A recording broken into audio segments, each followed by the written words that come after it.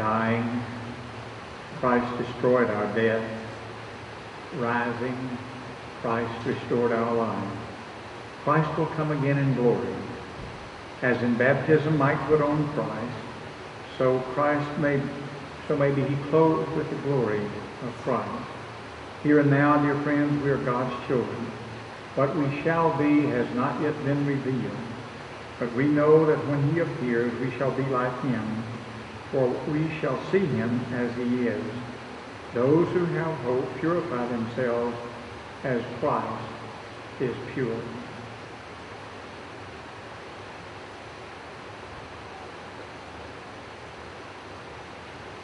We gather here today to praise God, to acknowledge our faith in God, and to celebrate the life of Don Michael Hahn.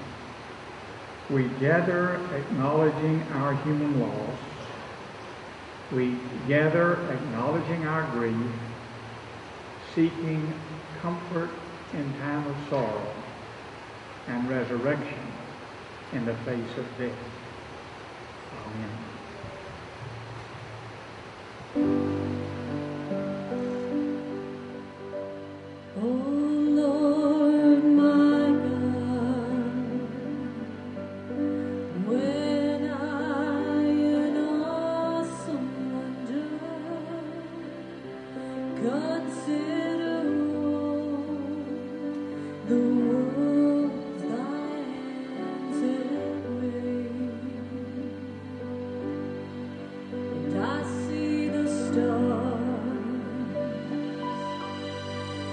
I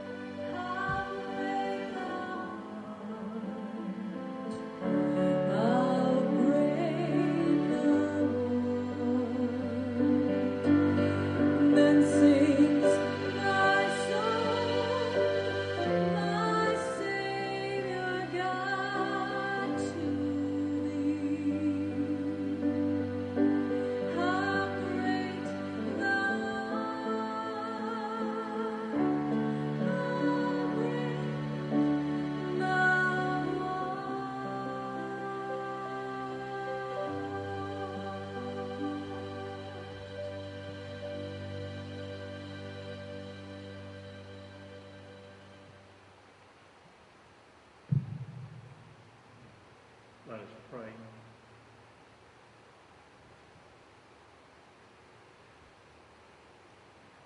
Eternal God, we praise you for the great company of all those who have finished their course in faith and now rest from their labor. We praise you for those dear to us whom we name in our hearts before you now.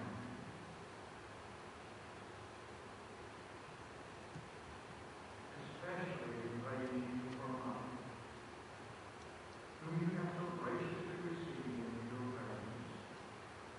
To all of you, grant your peace.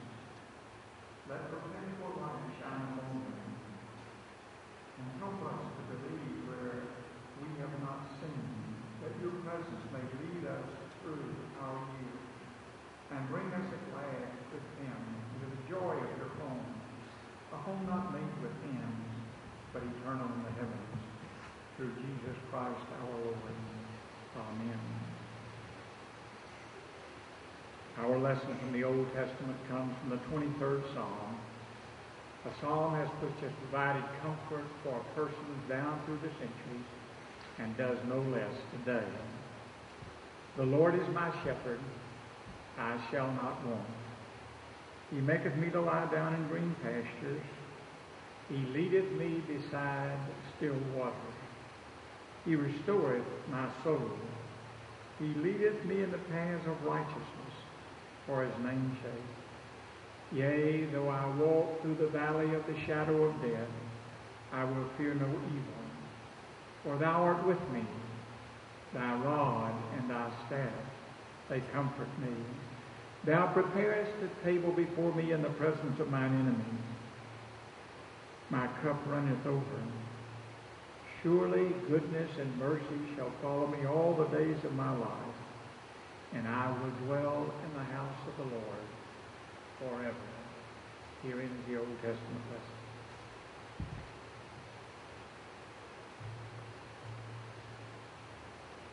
What a wonderful tribute, my God, to see all of you here.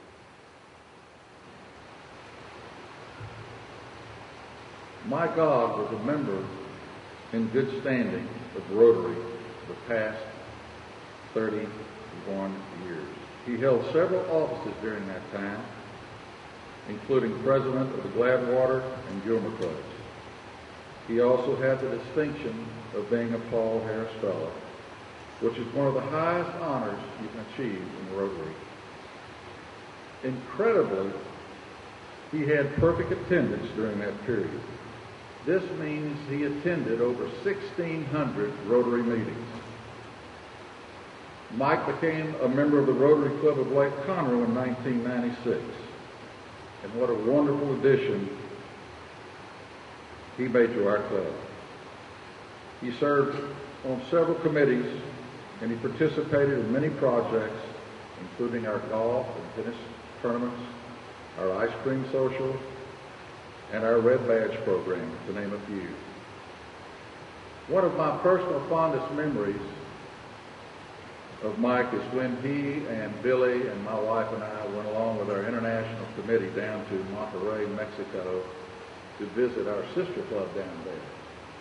And on the way down, driving through South Texas, he gave us a history lesson on Texas. But that wasn't the end of it. When we got down into the interior of Mexico, he was giving us a history lesson on Mexico as well. Mike and I would play a little game on Thursday mornings when we had our meetings. When I would see the general come in to the room there, I would say to him, "Hut!" And in that deep voice of his, he would answer, "At ease, at ease." I'm going to miss that. I think that I speak for all of the members of our club when I say he was an exceptional man and will be sorely missed. Thank you.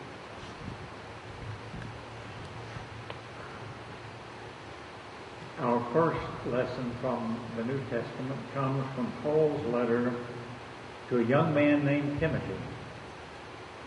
And I remind you, young people who are here today, that I think Mike would say something similar to you, because what Paul was really saying to Timothy is, I've reached the end, folks. I've set a good example. Now you pick up the mantle and carry on.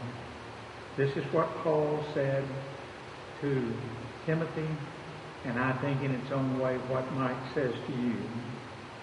As for me, my life has already been given as a sacrifice, and the time of my departure has come.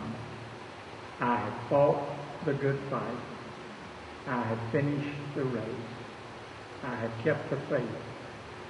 From now on there is reserved for me a crown of righteousness, which the Lord, the righteous judge, will give me on that day, and not only to me, but also to all who long for his appearing. Certainly you honor Mike by being here today, but you will honor him even more if you will keep in mind and imitate the life of service that he lived. I call your attention now to Jesus' words recorded in the Gospel of John, selected passages from the 14th chapter. Jesus said, "Do not let your hearts be troubled. Believe in God, believe also in me. In my Father's house are many dwelling places. If it were not so, would I have told you that I go to prepare a place for you? And if I go and prepare a place for you, I will come again and take you to myself, so that where I am, there you may be also. And you know the way to the place where I'm going. I will not leave you orphaned. I am coming to you. In a little while the world will no longer see me, but you will see me. Because I live, you will live also. I have said these things that while I am still with you, but the Advocate, the Holy Spirit, whom the Father will send in my name, will teach you everything and remind you of all that I have said to you. Peace I leave with you. My peace I give to you. Do not let your hearts be troubled, and do not let them be afraid." He'll end his lesson.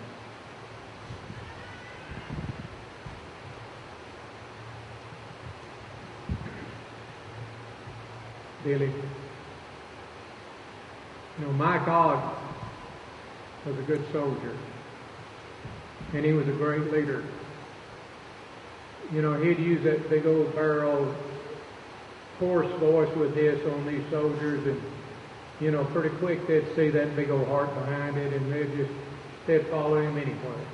And he was always a great teacher, and he was always teaching these soldiers what to do. He not only was a good soldier, he was a great tanker. Now you soldiers will understand that. He loved these big old ugly tanks, these big old clanking, greasy, huge things. He just loved the tankers and the soldiers with it. There was two, sure enough, tankers in the 49th Armored Division. One of them was the Division Command Sergeant Major Mike Graham, who's here today. And the other one was General Mike Ogg. They both loved their tanks and what they would do and the soldiers. One thing Mike Graham was telling me today was one thing he really liked about Mike Ogg was when he laughed.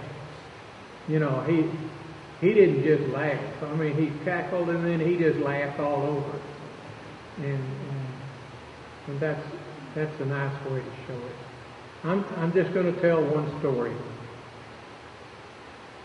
One year at Fort Hood, we had the whole 49th Armored Division in the field at one time on a 15-day tactical exercise. And that's 15,000 soldiers and thousands of vehicles and 300 tanks and everything that goes with it.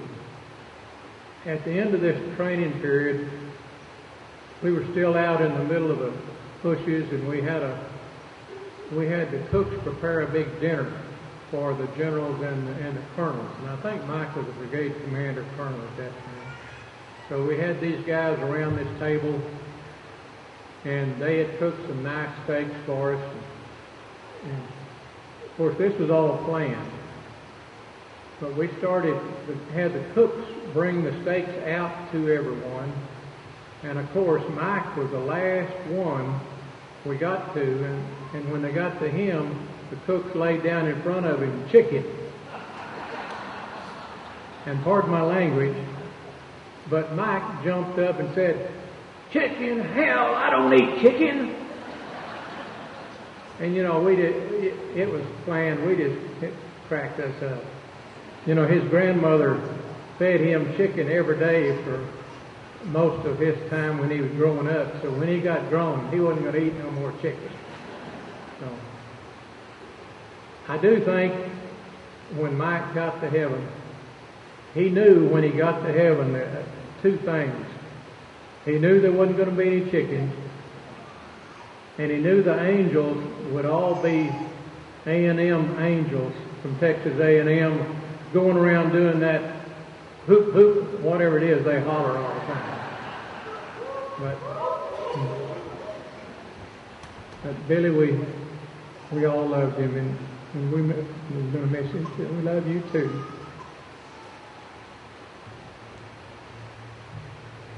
Howdy. Mike would want that. Don McAlaw, fighting Texas agent, class of 61. Y'all stand, please, and the spouses.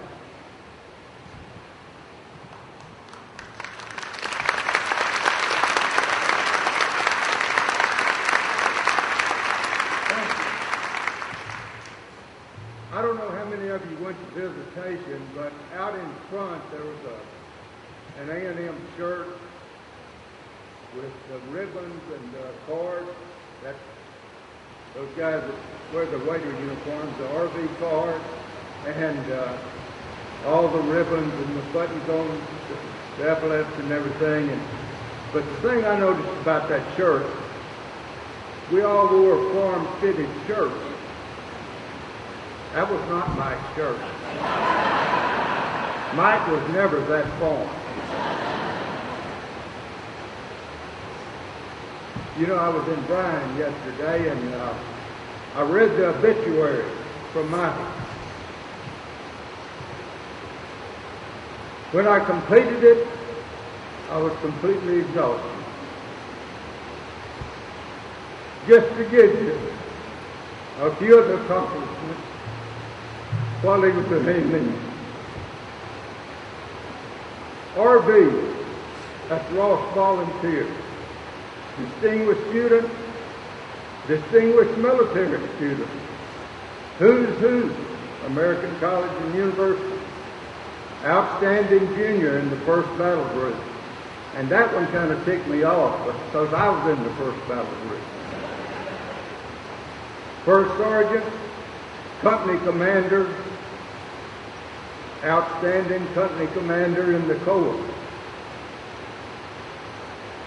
Really, for us common people, it was a little nauseating. But with all of these honors and accomplishments,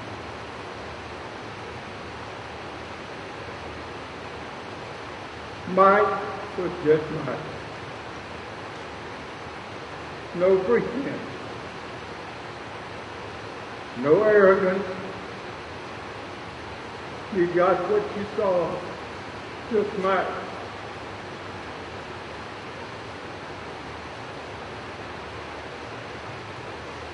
One of the most capable individuals you will ever meet. We have a statue on the A&M campus of Lawrence Sullivan Ross. And I'm not even going to try to identify that gentleman now because I'd mess it up. But I do remember, as these guys probably do, we had to memorize the inscription on that statue. And it started, Lawrence Sullivan Ross, soldier, statesman, knightly gentleman. That's Mike. Old tough, rough, the most tender-hearted guy you'd ever meet, Mike.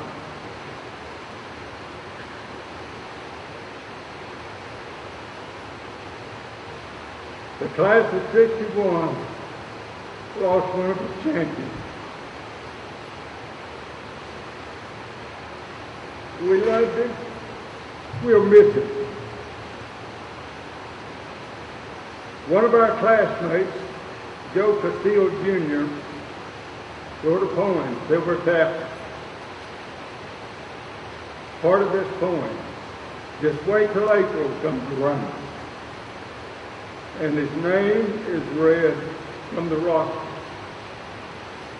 Here will come, here we will hear a clear sound. He will be there at the muster.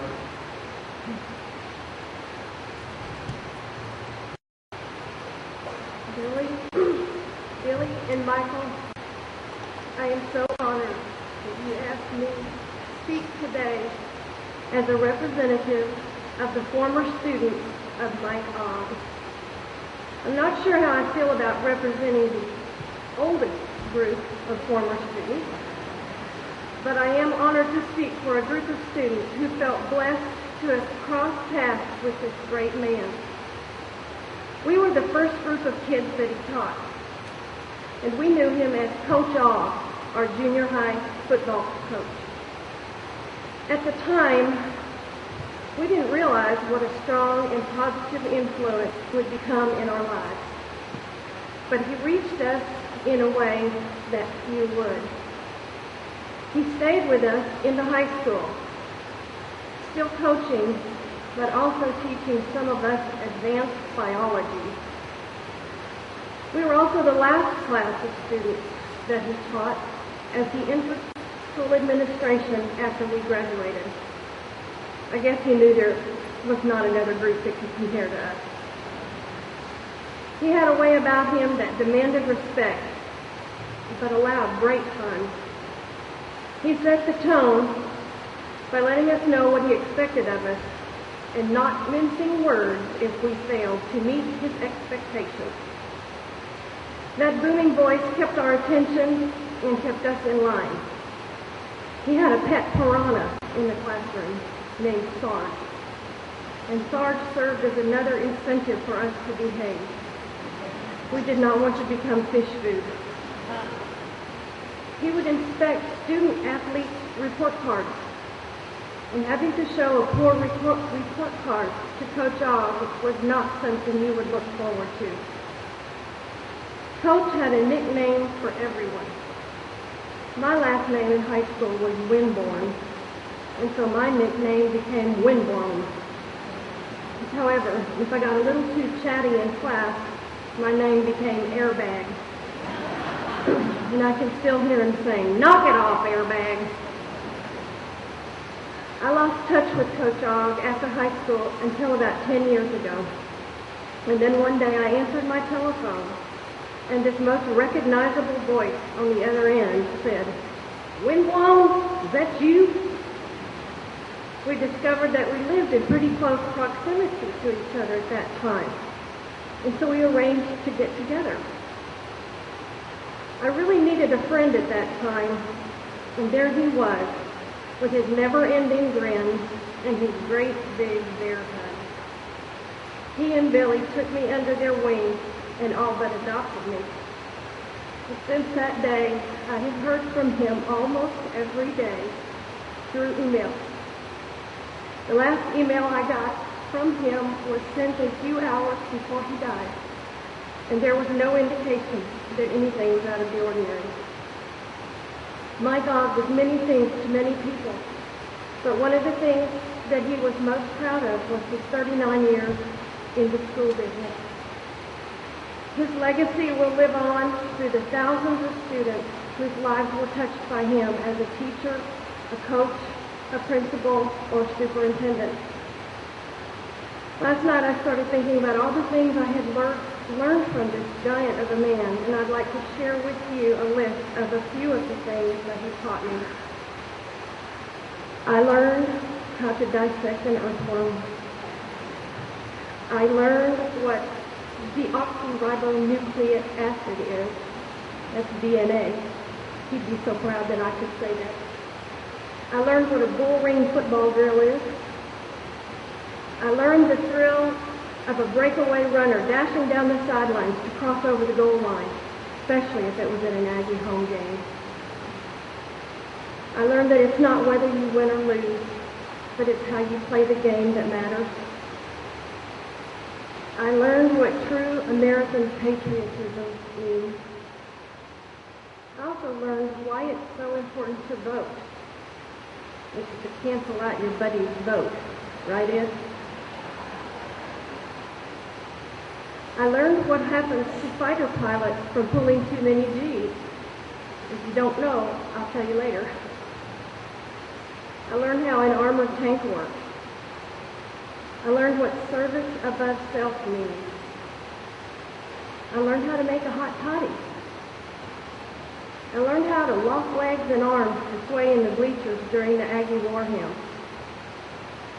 I learned the history of the Ross Volunteers, an organization in which he proudly served and which proudly serves him today. I learned which way to turn my Aggie ring when I graduated. And I learned why Aggies don't call tubas tubas. It has something to do with the TU in the word tuba. I learned the meaning of all bark and no bite.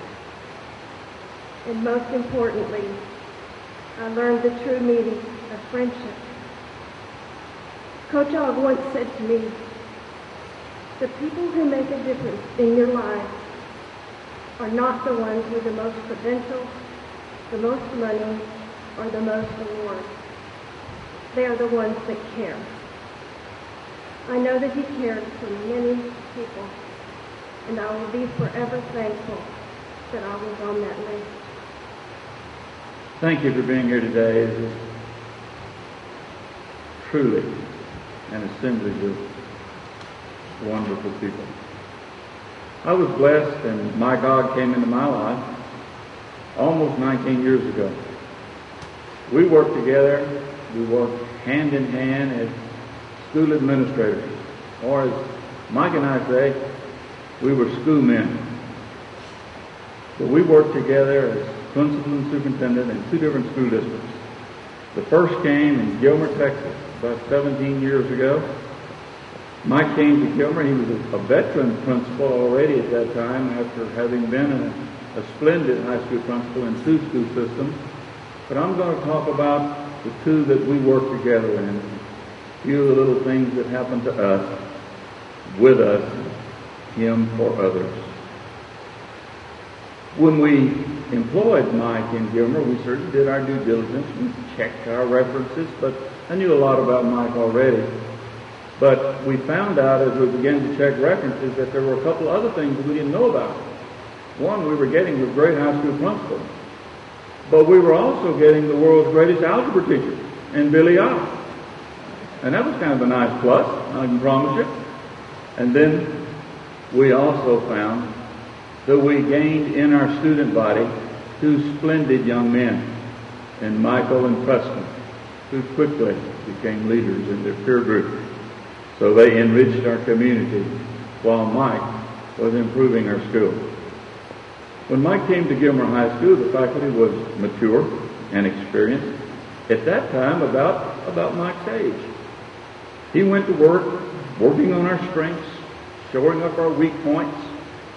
In about 4 years, Montgomery High School was selected by the state of Texas as a Texas Mentor High School, one of the select few campuses that serves as a model for other schools seeking strategies for improvement and overall effective campus operation.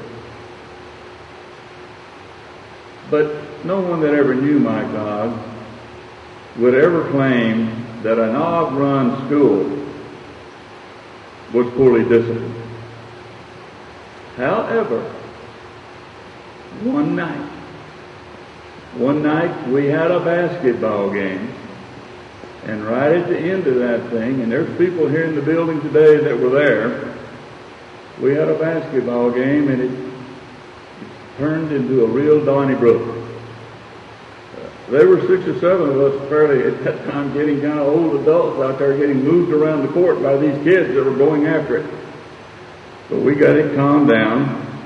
Mike found a video that had been made of that whole extravaganza there at the end. And by the weekend, he had seen that tape about 1,000 times. And on Monday, he knew the children. He knew who had done what. He knew who was an aggressor and who was defensively taking care of himself and trying to be a peacemaker. And he very quickly moved to meet with those children, the ones that were misbehaving, giving them their due process and announcing to them their consequences. But it didn't end there. In UIL and school competition, there's a thing called a district committee. So the school's district committee had to come together, all of the schools in the UIL district. We wanted to report to them all that went on, and everybody would report what you're doing from your side of it to take care of your offending children. Mike reported for us. He had suspended 2 players for 2 games each, and the third, actually the biggest child we have on the team and our best player, that had a weak discipline record, he'd been put off the team for good. The other school involved reported that they hadn't done anything yet, but they were thinking about running some of their combatants extra laps after practice. One of the other administrators there in that meeting suggested that, well, the suspension of 3 starters from Gilmer just might disrupt competitive balance in the league. Maybe Gilmer should think about staggering its suspensions of its children so that no more than 1 child per game was on suspension. We were sitting at a table, but Mike was now sitting behind me. I couldn't see him, but I knew he was directly there. And I thought I recognized that quiet, soft voice that Mike had when I heard the words that, I think the words were something like bullshot or bullshirt or something. I forget. Us old retired school superintendents don't remember well, but it was something kind of like bull something. And we went on to tell that committee that Gilmer High School, we had dealt with the misbehaviors of our children, and they knew their consequences and were serving them now. And there would be no changes. And then to that comment, Mike then added, and we don't negotiate discipline for competitive advantage or competitive balance. In 1995, I left Gilmer, and Mike was asked to assume a role that I don't think he really ever wanted. But there was such an outcry, he chose to take it. He was asked to take on and assume the role of district superintendent. And he did that. We talked a lot during the year. Along about March, I got a phone call early in the morning from Mike. Wasn't quite as cheery as he usually is, and we didn't laugh as much at the first like we always did. We spent most of our time laughing, to tell you the truth. But he told me that I missed the day-to-day campus life. I miss being close to those students. I miss working directly with those teachers just so much more than I thought I ever would. So I want to get back on the campus as a principal. If you've got anything for me, let me know. I want to come to Montgomery. And we had something for him. So it was Gilmer's loss, and I hated it for them, but I was excited for Montgomery. We did have an opening. It was a junior high principal's job. So at that time, Billy and Mike Ogg, in 1996, came to this fine community. But at that time, at that moment, that time in our history, this school district really wasn't what it is today. We were struggling a bit, maybe struggling a lot. But I did recognize at that moment that we had just acquired two more key players in our improvement plan, and they were going to be vital to help us get the job done. Late that first summer, somebody asked me, Mr. Odd's experience has been practically all in high school. How do you think he's going to do running a junior high school for the first time? It was kind of funny to me, but I didn't laugh. I said, he'll do fine. But I made my rounds of schools the first day, and I noticed, like I always noticed, that the junior high school started at about 7:30, and at about 7:45, it looked like it was in mid-season shape. Everybody knew where to go and doing it right. Then at the end of the day, I reported to the school board with a fax. I always sent them, here's a little report on our first day of operation. Counts and a few little things.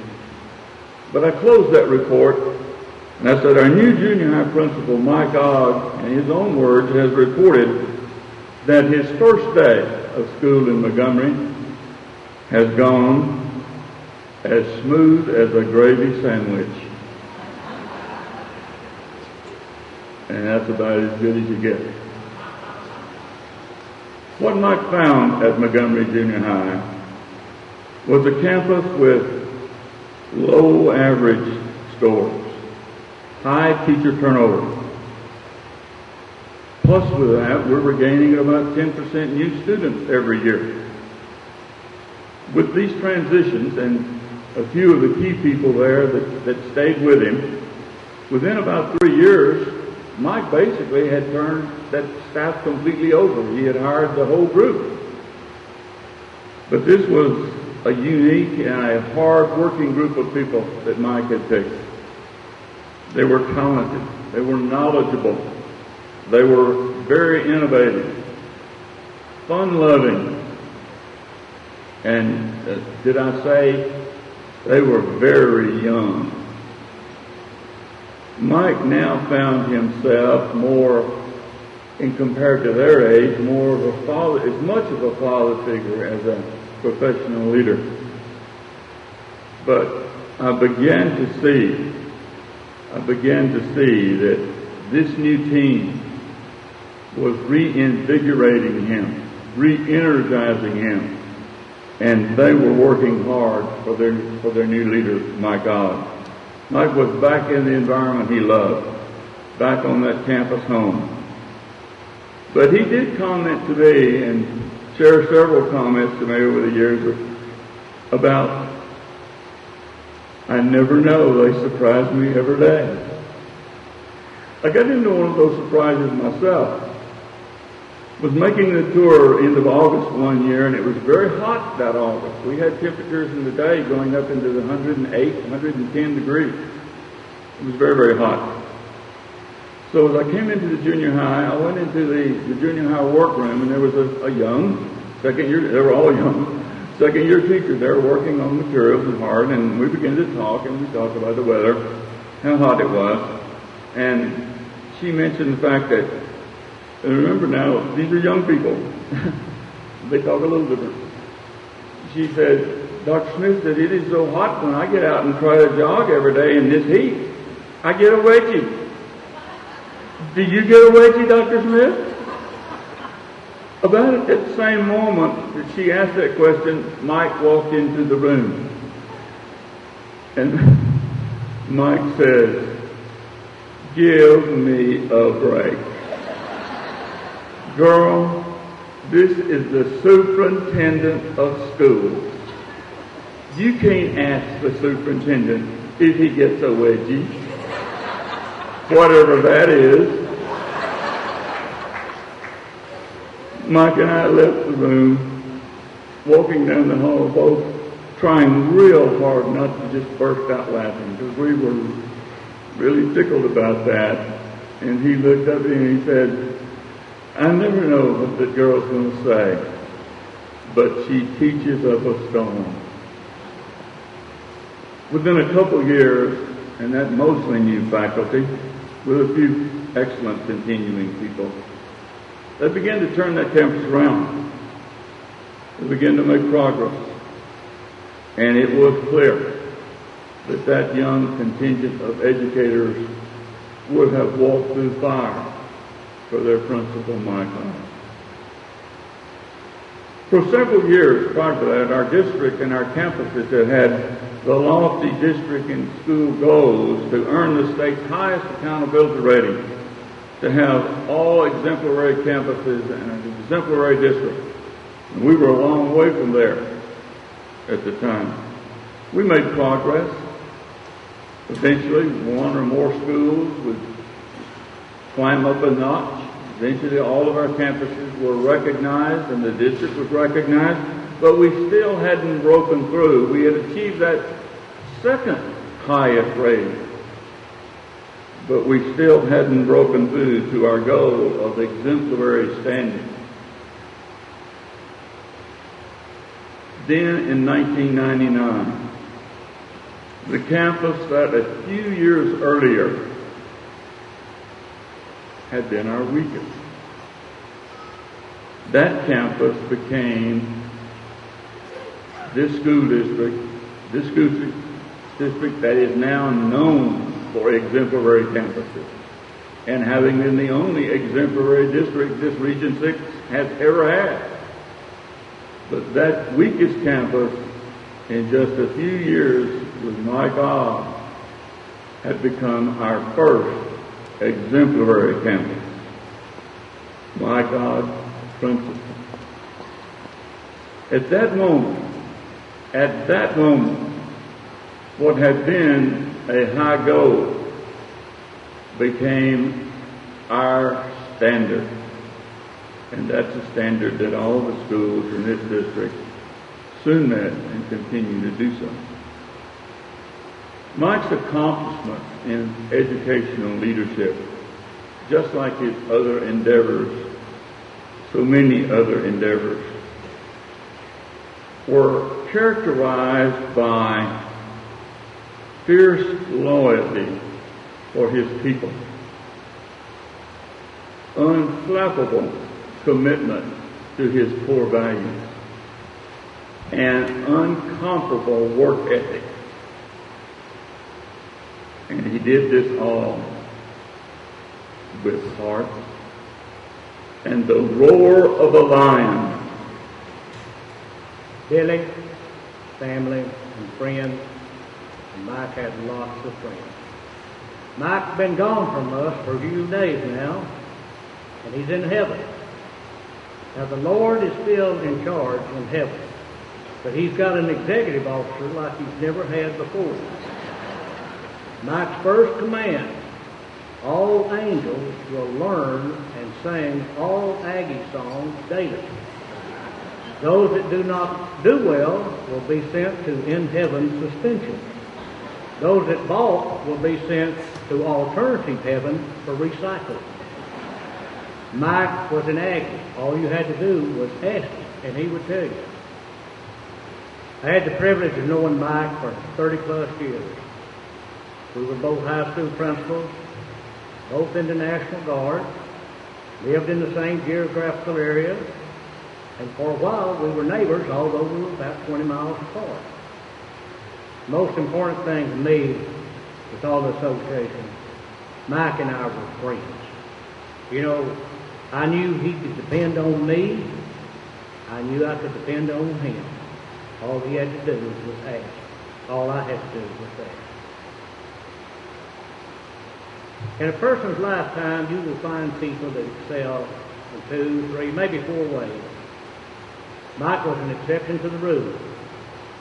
To me, he was a success in all areas because he put everything in the right priority. The Lord was first, his family was second, and his job was third. Now, it might not have seemed that way all the time because Mike was also the type of a school person that if a school or a student or a teacher was having problems, he devoted that little extra time and make sure that they got through. And he did whatever was necessary, but he never forgot. We know Mike's success in public school education, in the military.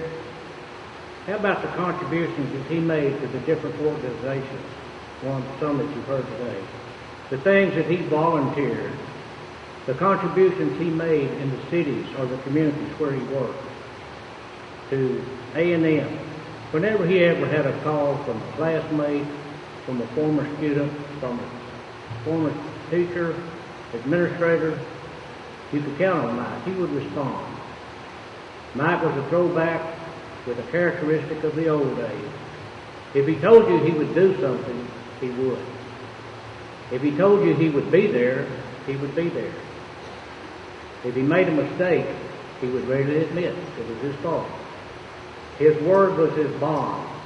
And if he sealed it with a handshake, you could hang your hat on it, because it was going to happen. Mike never forgot his upbringing, his grandmother, his uncle, the things that he went through in life. He never forgot those that helped him. And he, regardless of what he achieved, as loud as he was, Mike was very humble in all the company. There are many adjectives to describe Mike, and you can leave some of them out. But the main thing, a Christian, a family man, a leader, an educator, a patriot, an officer and a gentleman, someone who truly cared about others. Bottom line, Mike was a class act. Mike was also a fierce competitor. He was a winner. Now, you know you can have success in a number of areas, but they're not always easy. We all can have disappointment. We can have setbacks. We can have tragedy. We can have medical problems. Mike had all of these, and he overcame all of them because he just tried a little harder. He never would quit. And everything I have mentioned, Mike was a positive influence on teachers, students, military personnel, community leaders, neighbors. He touched lives in so many ways in such a positive manner, you could never cover them all. Now, events in life can be successful, and some jobs can become dull and boring. Well, in public school education or in the military, it's never dull and it's never boring. And things have to happen to keep you going. Funny things keep you going. Mike was the assistant principal at Lake Island High School. And at graduation, you always see the assistant principals making sure that the tie is just right, caps on sprayed, the tassels on just so. But this was the year that streaking was very popular. And Mike's principal told him, he said, "You have got to inspect all of the boys." Mike said, "Are you kidding me?" And he said, "What am I looking for?" And he said, "Well, hope you don't find anything." So I said, "Mike, how did you handle that?" I had a nephew graduating that day, and I said, "How did it happen?" He said, "Well, Mr. Oz," he said, "he just kind of threatened us with bodily harm if anybody did not do things right." So no instance that day. But he said it was an experience because they didn't teach that at A&M, how to inspect under the roads. We were scheduled to have National Guard drill one weekend at Fort Hood. And Mike attended all athletic events, all school events. He never left. He was principal at this time at Bladewater, and I think they were playing their most fierce rival, Dangerfield. The stands were packed. He knew it was going to be difficult getting out after the ball game. So he thought everything's smooth, looked like it's going, looked like the game's been told. I'm going to leave 5 minutes early and get ahead of the crowd. Early Saturday morning, he drove Fort Hood after he left. Early Saturday morning, he got a phone call. Things did not go well. We talked about the basketball game. They had a bench clearing brawl at the football game. And everybody wanted to know where was Mr. Oz. Well, he told them what happened. He accepted blame. And I said, Mike, do you think that will ever happen again? He said, no, because he said, from all future events, I will be the one that turns out the lights. I will not leave until the lights are out. The next thing, I wish we'd had a video camera, but probably better that we didn't have it. I just happened to be present at this one. We were at Fort Hood. Mike was either battalion commander, I think it's battalion commander, maybe brigade commander, but the commanders would always position themselves as the troops arrived in for the 2-week annual training. And the convoy was coming along. And Mike is a strong, strong disciplinarian when it comes to the military. He carries over to the school. Some of the school kids don't realize how disciplined he was and how he wanted everybody to be. He was there as vehicles would turn, the assistant driver would salute. Mike would promptly return their salute. Well, all the vehicles going to Fort Hood, sometimes civilian cars would get mixed in. But at this time, and I'm standing over here behind Mike, and this brown conversion van is coming. Of course, it's not unusual when we'd be going to Fort Hood. The patriotism alive, people wave, people give a thumbs up, someone wave flags. The vehicle passes Mike's position, and this very well-developed young lady was hanging out the window, waving with both hands. But what really got Mike's attention, she didn't have anything on from the waist up. Mike turned to me and he said, "Can you believe that?" I said, "Mike, you didn't return her salute either." Mike was truly an individual. Whenever we'd call each other, or whenever we'd meet, he generally started a conversation with what's happening. So when I hear that term, it'll always bring back many great memories of a fine man and a person I call my friend. So regardless of how well or how little a person knew Mike, or how they were associated, each of us are a better person because Mike came our way during our lifetime. Billy, Michael, members of the family, friends, associates, classmates, admirers, young Aggies, good afternoon. I'm Bill Pite, Colonel retired. I told my bride could not be here because of the flu that I've known Mike Ogg since about 1968. She said, "My goodness, that's almost 40 years." And indeed, I've known him. I was a second lieutenant then, and obviously, that was a long time ago. But I worked for Mike Ogg. I was his tank battalion operations officer, the S3. I was a tank battalion commander for him, and I was a brigade commander for him.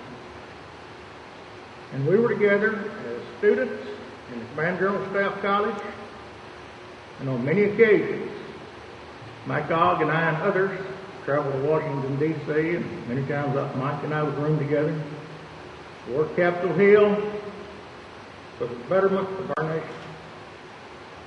So I came to know Mike very well, and as noted, when we were younger men. But more importantly, what I've done to Mike Ogg is what Mike Ogg has done for me and many others. And to me, Mike Ogg was my friend, and he was my mentor, and a pretty darn good one on all accounts. And as a friend, or as friends, Mike and Billy were with us to celebrate the birth of our first grandson and bride many years ago.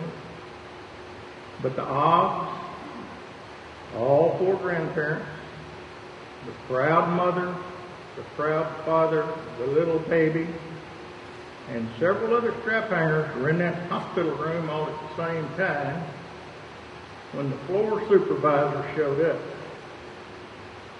She kind of reminded me of Mike Ogg.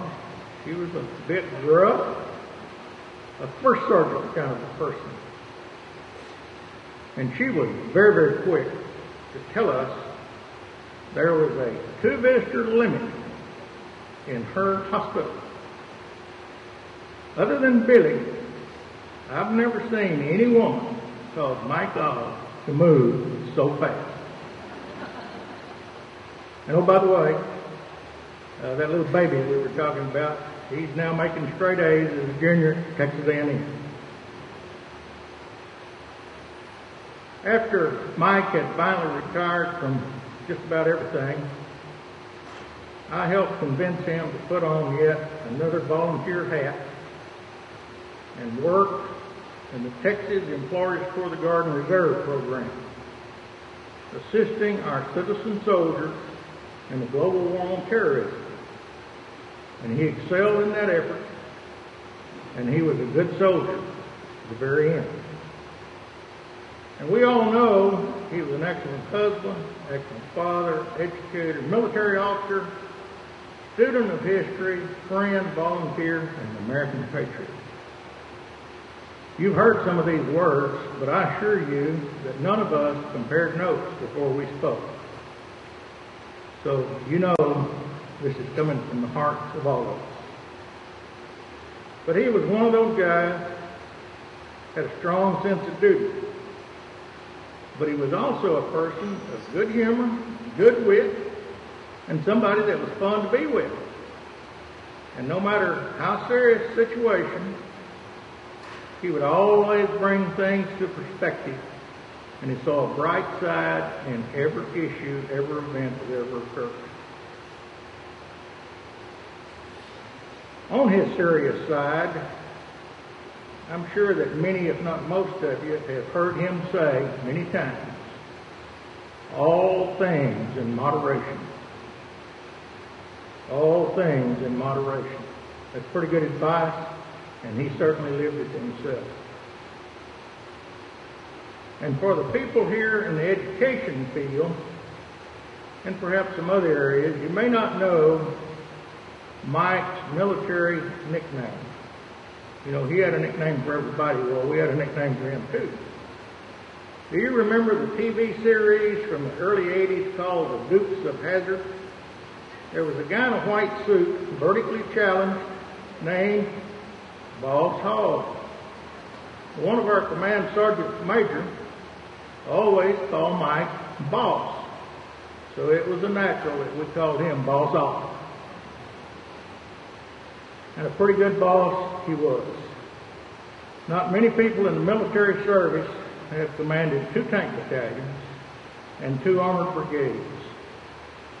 The soldier is very, very fortunate to ever reach battalion command, period.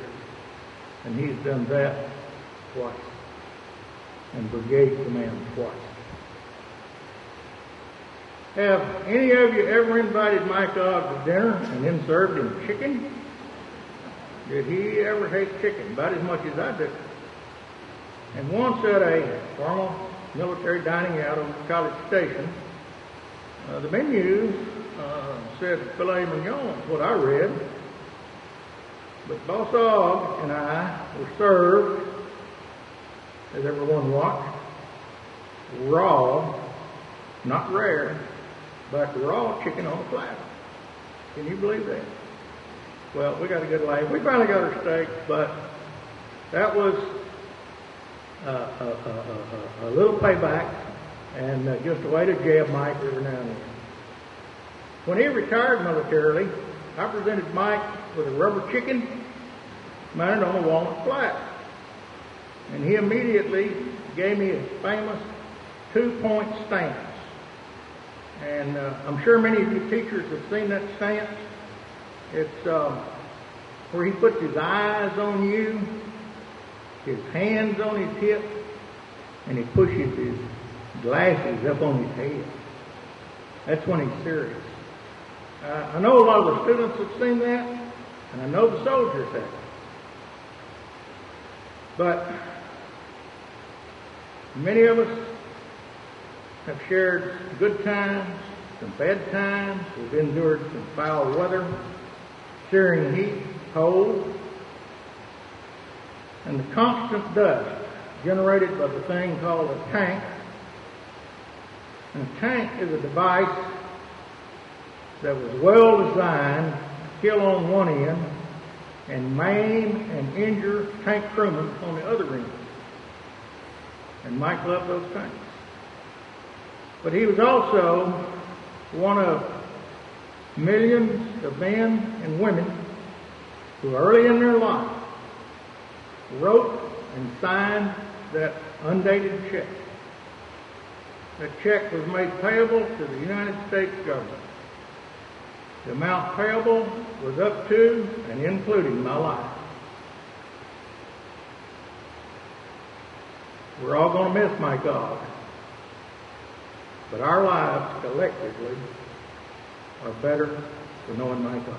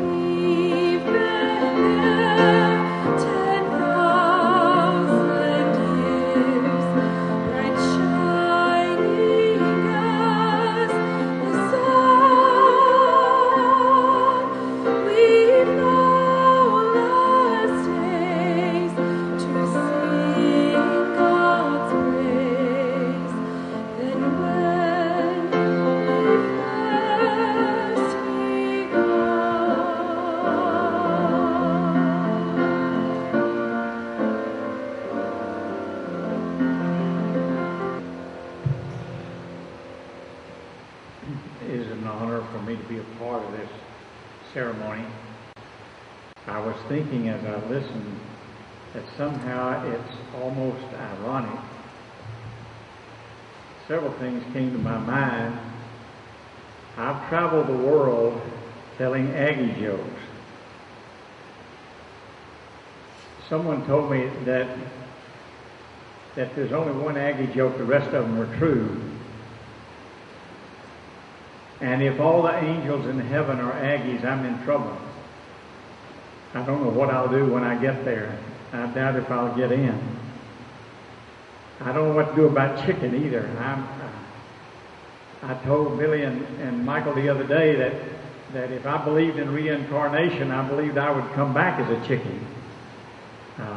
But I can, while they might detest the chicken, I can say thank God for chicken. Really, of course, I'm a Texan, could eat a lot of beef, but I wouldn't do that. I want to read from the 3rd chapter of the book of Ecclesiastes, an interesting book, to say the least, one that a lot of people have wondered how it ever made it into the Bible, because they say it's so cynical. It's really not. It is a statement that the bottom line in life is that what matters is a relationship with God. But in this famous 3rd chapter, this is what we find.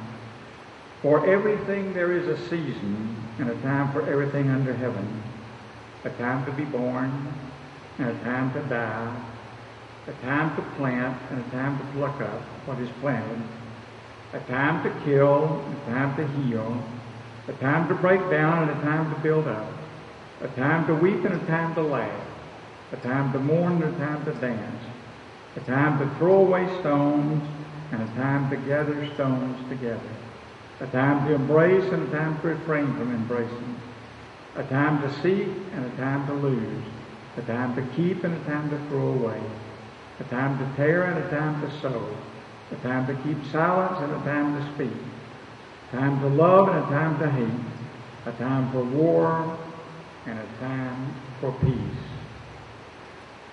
The writer of the book of Ecclesiastes speaks about life. And he says there is a time to live, time to be born, and there is a time to die. And we are aware, keenly aware at this moment, that there comes a time to die. Because our ranks have invaded and one whom we love and appreciate has been taken from us, and we mourn. The writer of the book of Ecclesiastes is not saying here that every event in this world is predetermined. I don't believe that for a minute. I don't believe that it was predetermined that our 22-year-old daughter died of cancer. I don't believe it was predetermined that Preston died in a car accident. I don't believe it was predetermined that Mike died a sudden death. Well, you say, if you don't believe that, tell us why. I don't know why. I don't know why. You don't either, really. You may come up with some answer. And I know people who don't have the answers, who make up answers to suit the situation. But you see, the real question in life is not why, but how. How do we carry on now that Mike is gone?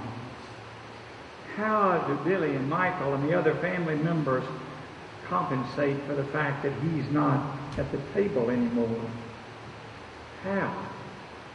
How? A time to be born and a time to die. You see, in all of these other things that the writer is mentioning, it involves a choice. Except being born and dying. So all the writer is doing here is simply listing things that he had experienced and telling us these things happen in life. But we ask ourselves now, in the face of Michael's death, what time is it? What time is it now? A time to be born, a time to die, and a time for a lot of other things. But what time is it now? Well, first of all, it's time to celebrate and give gratitude, give thanks for Mike's life. It's time to celebrate with gratitude all that he was and all that he accomplished. And we've done that. You have helped us celebrate his life in a magnificent way as an Aggie, as an educator, as a friend, as a soldier. But we also celebrate his life as a son, as a husband, as a father, as a brother, as other relative. And talking to Michael and Billy, I was impressed by the deep relationship that existed there. Billy shared with me just how much Mike had strengthened her as a person. And there's really no higher tribute that can be paid in a marriage relationship than to say that one strengthens the other as a person. Mike did that for Billy. Then Michael paid Mike the highest tribute that could be paid as a son when he said to me, I always wanted to be like him. And so we celebrate his life not only as an educator, as a soldier, as an Aggie, and so forth. We celebrate his life as a loving family member who meant so much to so many. And now we also celebrate, we also come together and ask ourselves, what time is it? It's a time to acknowledge our human loss and begin our journey toward a new normal. Normal for us, particularly for Mike's family, was to have Mike around. Mike is no longer around except in memories, and thank God for the memories. But now a new journey must begin, a journey toward a new normal without Mike. I wish I could just reach into your life and take away the pain.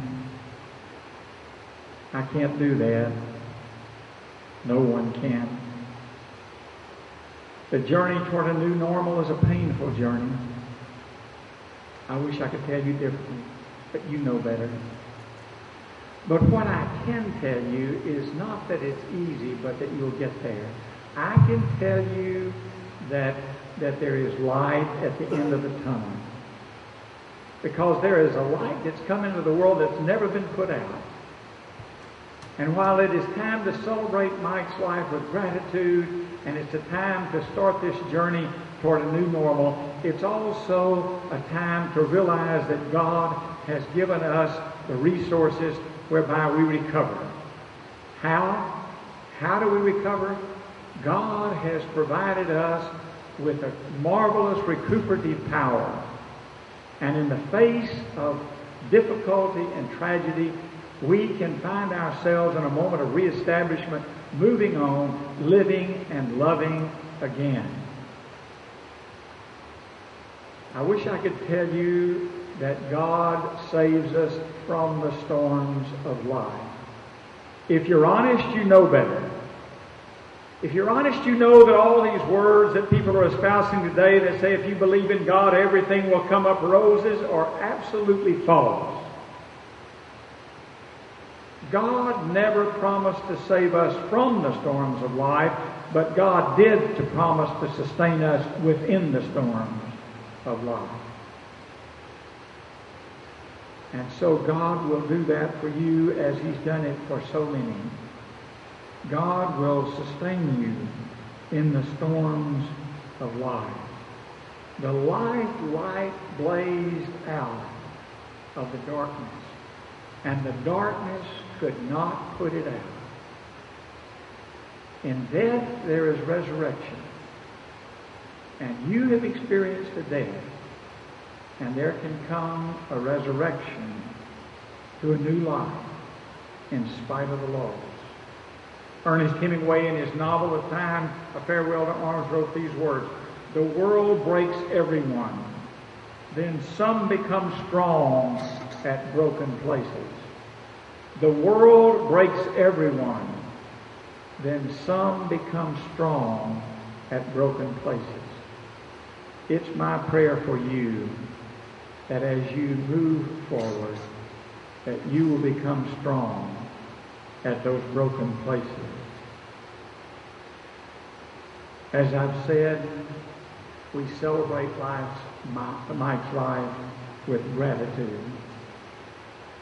I hope through your memories you will be able to give thanks for what was, but that you will also be able to give thanks for what is left. And in the processing of what is lost, you will not forget what is left. Remember what was with gratitude, because that gratitude will be a real part of your healing. I think of the words of the old song, "Precious memories, how they linger, how they ever flood my soul." And those memories will flood your soul. And there are times when you will cry, and there are times when you will laugh, And there are times when you will feel a sense of pain, and there are times when you will feel a sense of gratitude. But those memories and a sense of gratitude will go a long way toward healing. What time is it? It's a time to give thanks for the life of Mike Ogg and all that he meant to so many. It's a time to realize that now the journey begins toward a new normal, and it's now time to realize that God has provided us endless resources, and that God is present in all of these people today. And I press on you the realization that you do not walk through the valley of the shadow by yourself. We cannot walk it for you, but we can hold your hand while you go through it. You do not walk it alone. So we celebrate Mike's life. We realize that we've got to begin another part of our journey. We realize that the strength has been provided. When you look at all that Mike meant to so many people, as an educator, as a soldier, as a husband, as a father, and so forth, as you look at all the students that Mike has influenced, as you look at his life, as you review it, all you can say is, wow, what a life. Thank God for Mike Ogg. Amen. When I'm gone, don't cry for me. I am not dead. I'm in sweet eternity. I'll live forever. I'll wait for all of you. When it's your time is what God would have us do. He called my name. He said, come home. I did not die. Please do not cry. I will no more roam. I'll be by our Savior forever. Soon you too will walk in the light, praising God in all that we do. Do not mourn for me. I have sweet victory. I'll walk in God's garden and glory see. I am not dead. He set me free. An angel called to me. It's beautiful here. Heaven's full of cheer. You'll see. I did not die, my love. I only went ahead. I knew you'd understand. Though I know this, you'll dread. That will pass too. Do all God would have you do.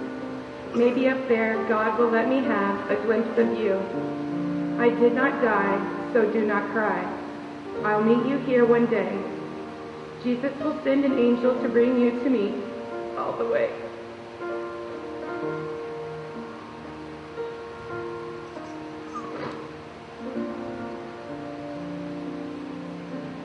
Our love is sure, our hearts are strong. I did not die, so please don't cry.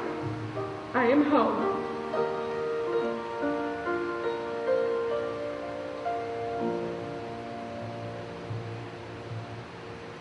Before I pronounce the benediction, let me remind you that the interment ceremony for Mike will be at Garden Park Cemetery immediately following this service.